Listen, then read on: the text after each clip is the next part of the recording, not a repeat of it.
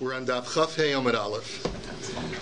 We had seen yesterday a machlokes, a seeming machlokes between Rav, who says that I'm going like our Mishnah, and Rabbi Yehuda Hanasi, who subscribes to a different shita.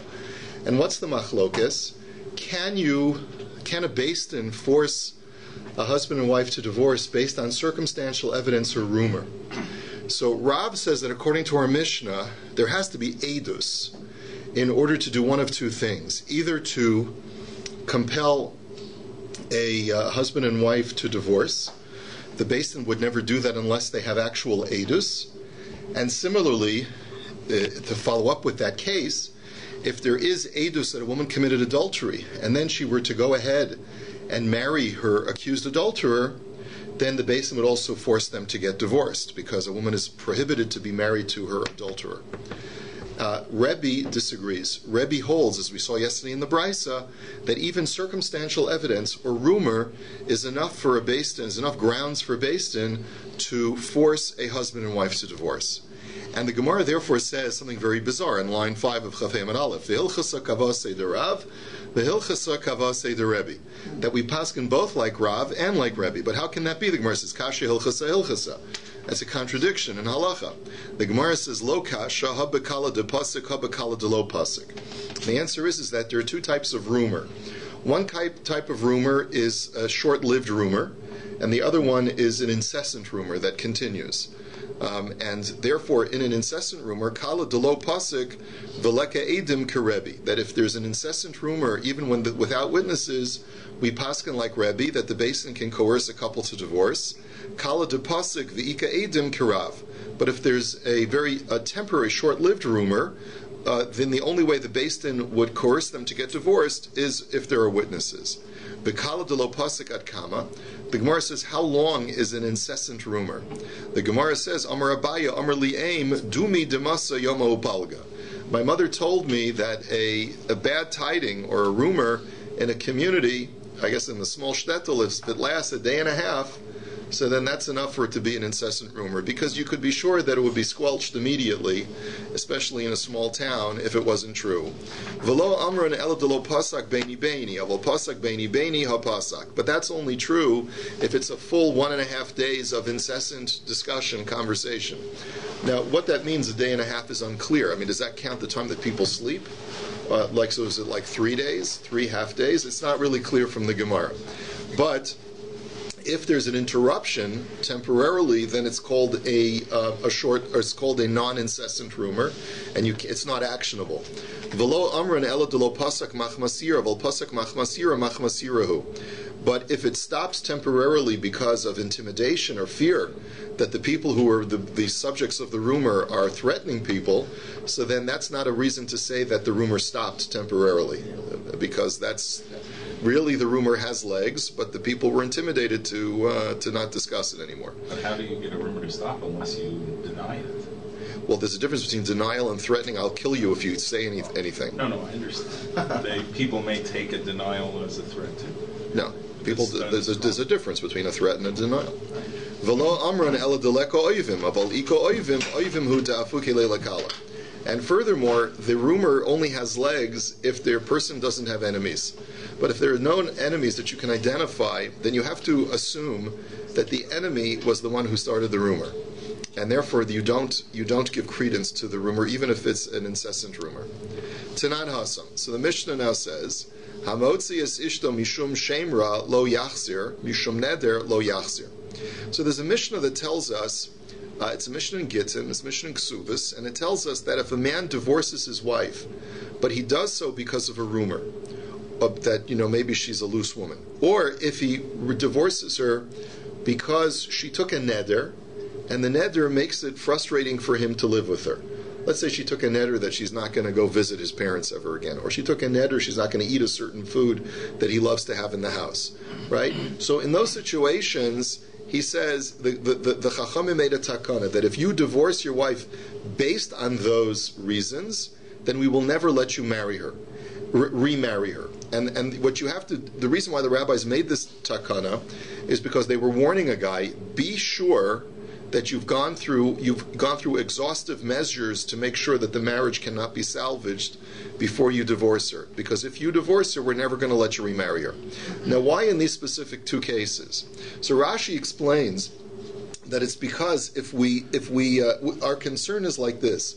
Let's say you'll divorce her, and then another guy will marry her, and then you'll be sitting in a bar one day and you'll discover that the rumors about your wife being loose were not true. Or you discover, I could have gotten a Hataras Nadarim for my wife's neder. And you say, wow, I can't believe it. I love this woman. I never would have divorced her had I known. And then it turns out that you're casting aspersions upon her get.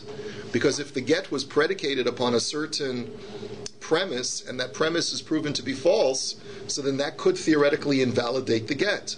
And then you're casting aspersions on her new marriage and on all her future children that she has from her second husband. So that's why the rabbi said, you must be perfectly sure that you're ready to go through with this. And the way that we wanted to make sure that you be perfectly sure about it is that you can never remarry her. And that way, if you say, I know I'm never going to remarry her, I don't want her anymore, that's it. So then, there's no way a person could ever say that I have remorse after having divorced her.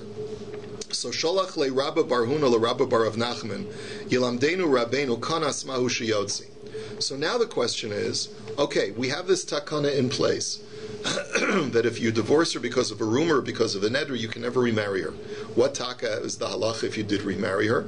So do we require you to divorce her? So Amar lei Tanina Hanitan Aleishas Ish Bahotzi Uha Mitachas Yado Afal Pisha Kanas Yotzi. Well, it's our Mishnah we saw yesterday. If a man divorces his wife because she's accused of committing adultery, and as a result the Beis Din force her to get divorced, and then the accused adulterer marries her, we force them to get divorced. So you see that if a person is in violation of the rabbinic edict that you may not marry this woman because you're the subject of the rumor, we see that if you do marry her, even b'di'evid, we force you to get divorced. So Amar lei midami hasam hotzi uha v'hacha hotzi'a. There's no analogy. The case of our Mishnahs where the Beis Din forced the husband and wife to get divorced because of the rumor of the adulterer. That's why if the adulterer marries her afterwards, the Beis Din would force him to get divorced. Here, the man divorced her of his own volition, so maybe it's not as chamer as when a Beis Din forces them to get divorced. Rabbi bar Rav Nachman masnisanami hotzia tanan. But the reality is that Rabbi bar Rav Nachman felt it's a good analogy because his version of the Mishnah is not hotzi uha, that the Beis Din forced them to get divorced, but rather that the husband, because of the rumors, decided to divorce her. And therefore, we say that the rumored adulterer is not allowed to marry her, and if he marries her, he's got to divorce her, so it's the same thing as over here. But the Gemara says it's not. Va'akati midami, hacha baal v'hasam boyel. But it's still not analogous, because there we're prohibiting the accused, the rumored adulterer, of marrying her, and if he marries her, we force him to get divorced. Here, it's the husband that we're saying you're not allowed to remarry her. So it's not like by you marrying her, you're in violation of an Isser Torah, like the Torah says, that when a woman commits adultery, she's forever forbidden to her adulterer. So it's clearly not as bad as that case of our Mishnah. Here it's talking about the original husband just wants to remarry her. He's not committing any Isser by remarrying her. So Amar lei shaper dami ahadadi hacha amar rabbanan lo yichnos v'imkanas yotzi hachanami amar rabbanan lo yachzer v'imkanas yotzi. So Rabbi bar Rav Nachman says, no, I still feel that they are analogous. There too, because it's only a rumor, it's only a rabbinic law that the rumored adulterer is not allowed to marry her, and if he does, the rabbi said you got to divorce her. So it's the same thing here. It's a rabbinic law that you're not allowed to remarry her, and if you do, you have to divorce her. Velohi, but the conclusion of the Gemara is not like Rabbi bar Rav Nachman, and rather the conclusion is Hasam alume alme lekala hachamrinan kambe bekala velese. That there is a fundamental difference.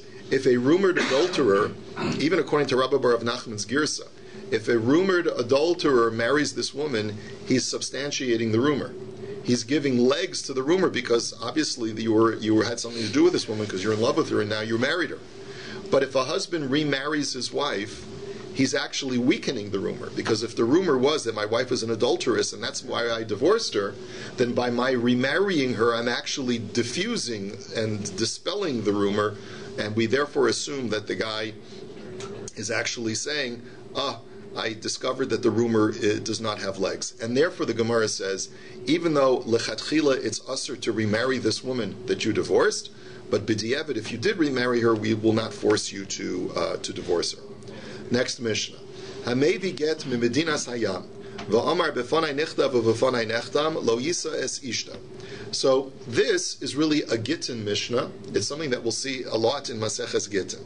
There's a halacha that when a man is delivering a get from another country that's outside of Eretz Yisrael, part of the delivery responsibility that he has is not only to bring the writ, not only to bring the piece of paper, but also to testify that this get was written in front of me and signed by witnesses in front of me, and it was done for the sake of this woman.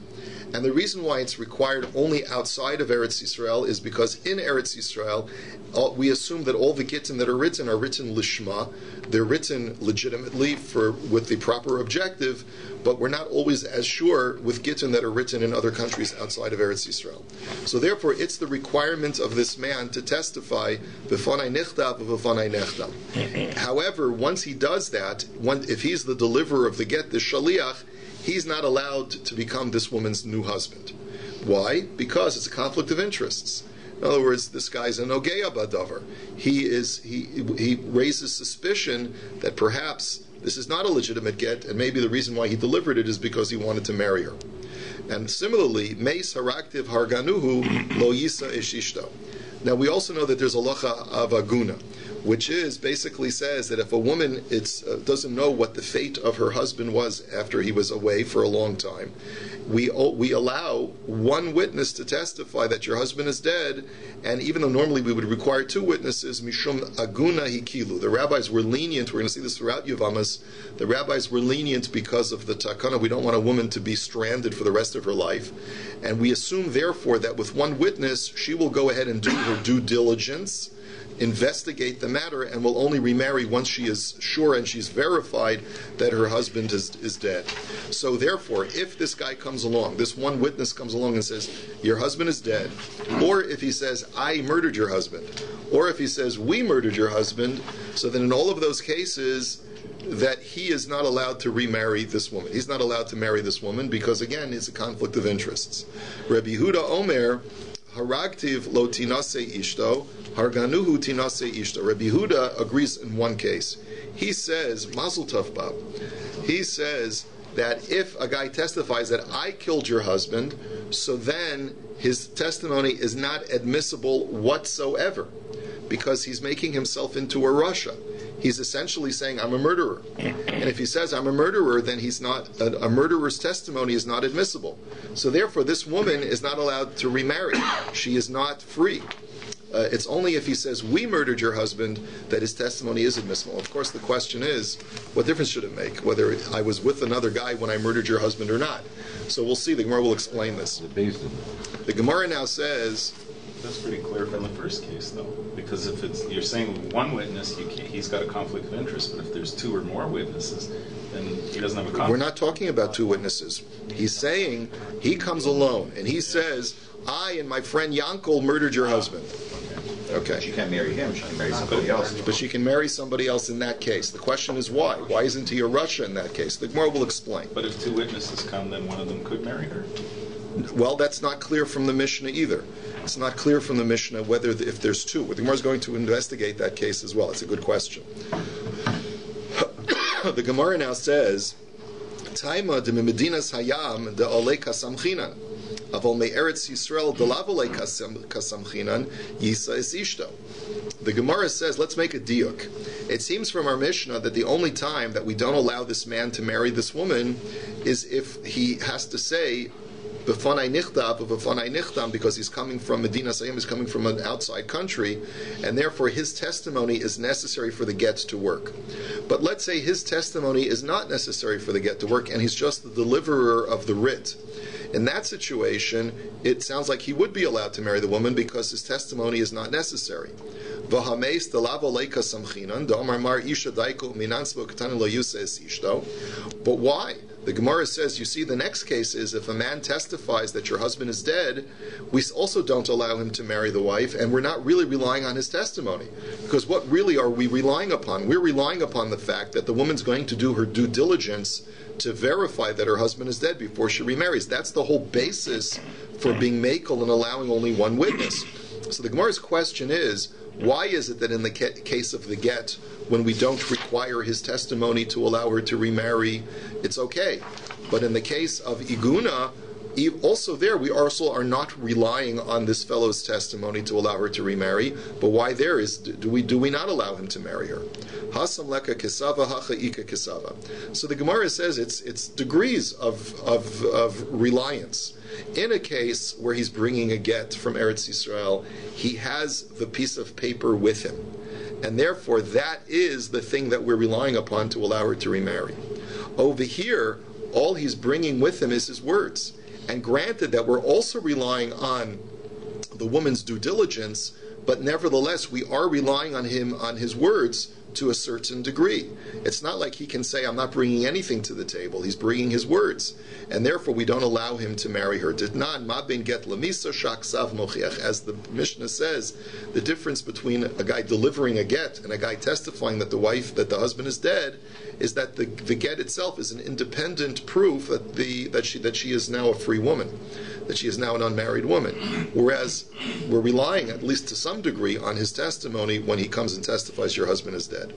Meis haragtiv harganuhu lo isa es ishto. So next, if a guy says your husband is dead, or I killed him, or we killed him, then he's not allowed to marry the woman. But according to the Tanakama, she is allowed to remarry just as long as she doesn't marry that guy, which means that we rely on a confessed killer's testimony, and we say that it is admissible.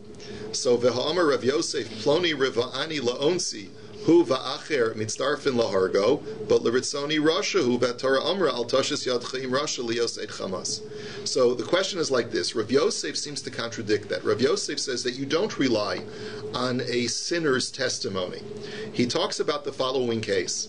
A man says, he comes and testifies to Beis Din, I was raped by another man. A man sodomized me, and he did it against my will.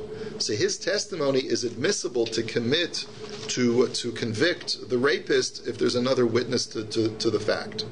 However, says Rav Yosef, if I say that I was not raped, but I was a complicit participant, a willing participant in an act of sodomy, so then his testimony is not admissible because he's made himself into a rasha by confessing that he's a sodomist. So how can you say that over here a murderer's testimony is admissible when we say that a sodomist's testimony is not admissible? Maybe you'll tell me that it's different over here, that because of aguna, rabbis are lenient to even allow a sinner's testimony to be admitted. But wait a minute, v'ha'amar Rav Menachem, but we have another statement of Rav Menachem, it was another Amora, and he says, Gazlan de divreihem kasher le'edus isha, Gazlan de divrei Torah pasul le'edus isha. That the only time we'll allow a sinner to testify to free an aguna is only if he's a rabbinic sinner, such as a rabbinic Gazlan is a person like a habitual gambler, a guy who gambles regularly to make money. So that person is pasul le'edus midirabanan, and he's considered to be a gazlan, but only rabbinically. That's when we admit his testimony. The reason why we call a gambler a gazlan is because when you gamble regularly, the people who lose their bets to you are really unwillingly relinquishing their money because they think that they're going to win. So when you take their money, it's almost like you're stealing from them. You're taking money that they really never really meant to surrender to you. And therefore you're a rabbinic gazlan. But if a person is literally a gazlan, meaning that he's a known thief, a known robber, then we don't admit his testimony. So you see that at least according to Rav Menachem, even for an aguna, we don't admit a sinner's testimony. Why do they make a distinction between a habitual gambler and just a one-time gambler? Because a one-time gambler does it for recreational purposes, that's not as bad. But he's still losing, he's still taking money from people who unwillingly Right, because people do it recreationally. It's the poskim say that's different. Going to Las Vegas or Atlantic City for a vacation does not make you pasul le'edus automatically. No. So the Gemara now says, so Neima Rav Menashe the Amar Kareb Yehuda. So therefore, this Rav Menashe who says that even a Gazlan deoraisa his testimony is not accepted for an aguna. Let's say he holds like Rabbi Yehuda of our Mishnah, because Rabbi Yehuda of our Mishnah says that if a guy says, I murdered your husband, so I'm a sinner, my testimony is not admissible. So Amar Lecha Rav Menashe, no. Ana do Amri afilu l'Rabbanan, b'taima de Rabbanan hacha k'derava. So Rav Menashe would argue to you, no. I could hold like the Rabbanan over here, that if a guy confesses to murdering the husband, we still would accept his testimony. You know why? Because the Amar Rava Adam Karov Eitzel Atzmo ve'ein Adam Mesim Atzmo Rasha, that we basically bifurcate the person's testimony. When there's a possibility of bifurcating a person's testimony, when the person's testimony is the thing that makes him into a Rasha, therefore we bifurcate the testimony. What do we say? We say like this: we believe that the husband is dead, but we don't believe that you murdered him. In the same way, the same thing with sodomy. We believe that you were sodomized, so we'll accept your testimony, but we don't believe that you were a willing accomplice to the sodomy. Why is that? Because a person does not have the ability to incriminate himself. There's a law like that in civil law as well, that you're not allowed to, you're not able to, what? Self-incrimination. Self-incrimination. So therefore, Rava holds this way as well, that we do admit a person's testimony as far as what he has to say about someone else, but we don't admit your testimony if your testimony incriminates you. And we just extract the part that we believe. And that's the difference between the case of a Gazlan, where it's not your testimony that makes you into a Gazlan. Witnesses saw you steal. And that's why you're not believed to testify for an Aguna. But here, where your own testimony makes you into a Rasha, there we do accept your testimony. So Lema Rav Yosef to Amar Kareb Yehuda. But let's go back to Rav Yosef now. Rav Yosef was the one who said that if a man says that I was a willing accomplice to sodomy, we don't accept his testimony to incriminate the sodomist. So let's say that he holds like Rabbi Yehuda, who says that if a person incriminates himself through his own testimony, we don't accept his testimony. So the Gemara says, Amar Lecha Rav Yosef, no. Ana do Amri afilu l'Rabbanan, v'shainis edus isha dakilu b'Rabbanan, that I hold that there's a fundamental difference between all other kinds of edus and edus for an aguna. For an aguna, the rabbis were lenient that even though I'm incriminating myself and making myself into a Rasha, the rabbis still accept my testimony. But in all other cases, when my testimony incriminates me, then my testimony is not admissible at all. For Rav Menashe, and therefore I will tell you that Rav Menashe holds like Rabbi Yehuda, that even though he's and therefore Rav Menashe is machmer like Rav Yehuda, that says even in a case of aguna, anytime the testimony incriminates yourself, it's not admissible even in a case of aguna. So basically, there are two ways of looking at our Gemara, at our Mishnah. The Chachamim Shita. Is the reason why the Chachamim are lenient and say that when a person incriminates himself, we still accept his testimony? Is it because we're sort of extracting out the aspect of the guy's dead and we ignore the fact that you've incriminated yourself and that's why we accept your testimony? Or is it because we're makel specifically over here because of aguna? So therefore the Gemara concludes there are two ways of understanding our Mishnah. Well, I killed the ex-husband in self-defense, but by both shitas that should be missing. Right, so the Gemara, right, you're right. The Gemara is not talking about a case where it's justified homicide. It's where it's unjustifiable homicide. So here we go. Now we go to Rabbi Yehuda. Haragtiv v'chulei haragnuhu tinase v'chulei. If a guy, according to Rabbi Yehuda, if a guy says, I killed your husband, his testimony is not admissible. But if he says, we killed your husband, then his testimony is admissible. So ma'ishna haraktiv v'ma'ishna haraganuhu. What difference does it make? Either way, you're an accomplice to murder. So Amar Rav Yehuda ba'omer ani hayisi im hargav. That when he says we killed him, it doesn't mean that I picked up the weapon. I wasn't there to kill him, but I was there when he was murdered, but I didn't touch the murder weapon. That's basically what he's testifying, and therefore he's not making himself into a Rasha. He's just saying that I happened to be with an unsavory group of guys who killed your husband. V'hatanya, and here's the Brisa. that supports this contention, that Amr lo Rabbi Yehuda ma'isa belistim echad sheyatza leharig b'megizas kaputkia, va'amr lahem l'chu imr lo le'esha Shimon ben Kohen ani harakti es ba'ala b'kinisasi lelud, va'amri la b'kinisasi lelud. So there was, the Brisa sort of continues this whole debate between Rabbi Yehuda and the Chachamim of our Mishnah. The rabbis say to Rabbi Yehuda, how can you, Rabbi Yehuda, not say that this guy's testimony is not admissible? Look at the following case. There was once a violent bandit who was being taken for execution, I guess because of his crimes, in the place called Megizas Kaputkia. And as he was being let out for execution, he says publicly, go tell the wife of Shimon ben Kohen that I murdered her husband when I was coming into Lud, and some say when your husband was coming into Lud, and on that basis, Vehisiu es ishto, they allowed his wife to remarry. So you see that even the testimony of a convicted criminal is enough to allow an aguna to remarry. So Amr lahem misham raya ba'omer ani hayisim hargav.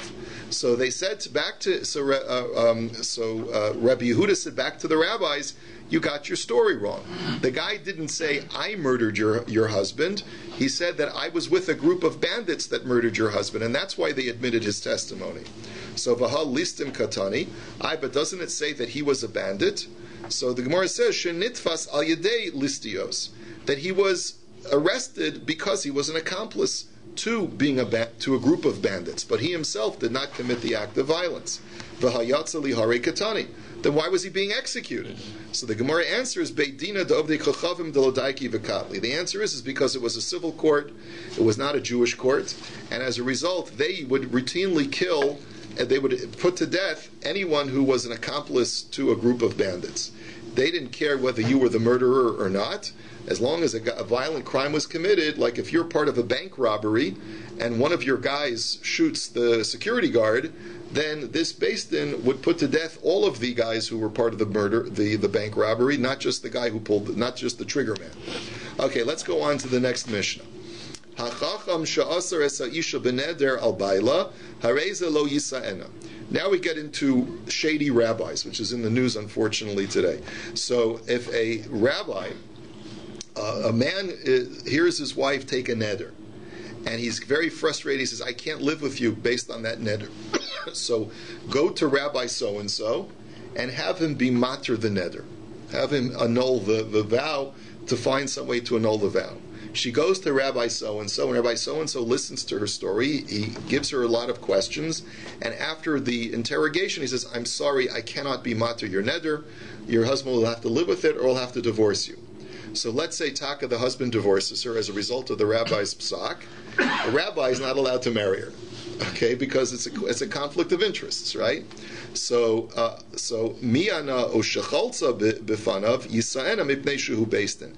However, if he presided, this rabbi so-and-so presided over a beis din where a girl under bat mitzvah did miyun, or presided over a chalitza case, then he is allowed to marry her after she exits the marriage, because we're not relying on him alone. There are two other rabbis on the Beis Din, so it's much less of a conflict of interest because he's not the sole voice that's permitting her to remarry. So that goes back to Alan's question of what if he's not the sole voice? So now the Gemara says, Ha hitira yisa'ena. We can infer from our Mishnah that if the rabbi does annul her vow, and then the husband ends up divorcing her or dying anyway, then he would be allowed to marry her, right? Because there's no conflict of interest. After all, the rabbi was the one who basically sent her to back to her husband. So the Gemara says, B'mayaskina. But if that's the inference, then the question is, what's the chiddush? Because what are we dealing with? If we're dealing with one rabbi, how can one rabbi do hataras nedarim? Because v'ha'amar Reb Chia bar Abin amar Rav Amram Tana hataras nedarim bishlosha. You can only do hataras nedarim with three rabbis. Ve'ela bitzlasa michashidi. And if there's three rabbis, then what's the chiddush over here? There's bichlal no conflict of interest that a guy's going to do something shady, because that's the second part of our Mishnah, that if you're not the sole rabbinic voice, then there's no suspicion upon you at all, even when you release her from her marriage, because you're not the sole person who's doing it. So the Gemara says, La'olam b'chad, uchadam Rav Chisda Rabbi Yochanan, b'yachid mumcha, chanami b'yachid mumcha. The answer is that it is possible to have hataras nedarim when the rabbi himself is called a mumcha, is an expert in nedarim. There's a heter for one rabbi to do hataras nedarim, and so therefore what the chiddush of our Mishnah is that if the rabbi is mater her neder, even though he's the sole rabbi, there's no conflict of interest there, and if Taka, the husband, ends up divorcing her or dying, he's allowed to marry her. Let's go on. Miyana osha chaltza v'chulei. If this woman does miyan or chalitza in this rabbi's beis din, he's allowed to marry her because he's not the sole voice, it's not as much of a conflict of interest. Time at the beis din, habitrei lo. But the implication is that you need two other people with the rabbi. If you only had one other person with the rabbi, there still could potentially be a conflict of interest. So the question is, Ma'ishna mehaditnan, edim hachasumim al stei mekach ve'al geit isha lo chashu chacham u'medavar zeh. So the Gemara says, but wait a minute, we have a precedent in halacha that even if there's only one other person besides yourself, you're not suspect of conflict of interest, of being biased, because the case is as follows. Let's say two witnesses are signatories on a bill of sale of a piece of real estate. That's not enough of a conflict for one of the witnesses to go ahead and purchase the real estate at some later date. He's not suspect of perhaps doing something shady to be able to wrest the real estate away from the true owner. And similarly, if two witnesses are signatories on a woman's get, one of those witnesses is allowed to marry the divorcee because there's no suspicion of conflict because there's another witness present. So you see that even only one other person dispels the conflict. Why does our Mishnah imply that you need two other people? So the Gemara answers, you're right. Zehi gufa kamashmalan lafuki mimandomer miyun bifnei shnayim kamashmalan miyun begimel. You're right. Our Mishnah is not, that's the wrong inference. Our Mishnah is not implying that if you have only one other person, there's still a conflict. Our Mishnah agrees that if there's even only one other person, there's no longer a conflict, there's no longer suspicion. What our Mishnah is teaching me is that when a girl does miyan, it has to be in front of a beis din of three, because there's a machlokus whether miyan can be done in front of two witnesses, or it requires a beis din of three. And that's all our Mishnah is teaching us. But in reality, if there's only even one other person other than yourself who's acting as the witness, then there's no longer a conflict or suspicion that's cast upon upon yourself. So let's ask a question about shady Rabbi so-and-so. What if he goes ahead and he's the one who told her, I'm sorry, I cannot be mater the neder, and as a result her husband divorces her? What if Rabbi shady so-and-so goes ahead and marries her? Does he have to divorce her or not? So Rav Kahana Omar Kanas Motzi. Rav Kahana says yes, he has to divorce her. Rav Ashi Omar Kanas Eino Motzi. He says no. So Tani Lahu Rav Zuti Devei Rav Papi Kedivrei Omer Kanas Eino Motzi. He goes like Rav Ashi, who says that he quotes a brisa that says that you don't have to divorce her. B'diavad. So Amrulei Rabbanon Rav Ashi. So the Chachamim say to Rav Ashi, Gemara Osvara. So tell us, Rav Ashi, is this based on a Masorah, on a tradition, or is this just logic that you're saying that the rabbinic decree that asers Rabbi so-and-so from marrying her is not strong enough to force him to divorce her b'diavad? So Amar Lei Mas Nisan, he says, well, it seems to me like it's a Mefurish Mishnah. Hanitan mishivcha v'nishtachachra me'ovedes kolcha v'nisgaira Raizel lo yichnos v'imkanas ein motzi. That the Mishnah had said that if a man is rumored of having a fling with a non-Jewish woman, and then she converts, he's not allowed to marry her because that would substantiate the rumor. But b'di'evet, if he does, we don't force him to divorce her. So Alma biranana lo mafkinan hachanamni biranana lo mafkinan. So you see, says Rav Ashi, that just based on an unsubstantiated rumor, we don't force a man to divorce his wife because it'll give substantiation to the rumor. So what are you going to say? That by Rabbi so and so marrying her, it substantiates the fact that he was biased, and therefore he didn't properly, research the issue because he had a vested interest in seeing this woman get divorced so that he could marry her? No. But the fact of the matter is that once he marries her, okay, so he was a bad rabbi, okay? He was naughty, he was unethical. But the fact is that once he marries her, the marriage is still legitimate. Just like a case where a girl converts to Judaism, but she's a legal convert. So my marriage to her, even though I may have done something naughty in the past, it doesn't invalidate the fact that my marriage now is a kosher marriage. And like Tosfos says, that's the difference between this case and the case of a woman who's rumored to have had an adulterous affair with a man, where the rabbis say that if she marries the rumored adulterer, even b'di'evet, she has to divorce him. Because in that case, the rumor would suggest that this marriage is illegal, because she's usher to her boil, she's usher to her adulterer. But here, even if the rumor is true, and the guy was unethical, the marriage is still a legal marriage. And therefore, there's no reason to force them to divorce. Have a wonderful day.